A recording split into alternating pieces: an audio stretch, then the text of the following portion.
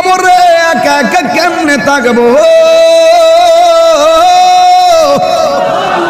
যেই কবরে যারা গিয়েছেন আর ফিরে আসে নাই, ওই কবরে নবী ছাড়া কোনো আপন নাই। বন্ধুরে আমার, নামাজ যে পড়ছি কবুল হয়েছে কিনা জানি না।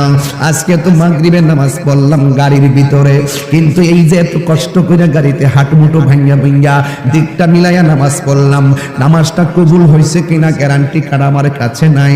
গত জুম্মা যে পড়লাম এই নামাজটা কবুল হয়েছে কিনা গ্যারান্টি কার্ড আমার কাছে নাই।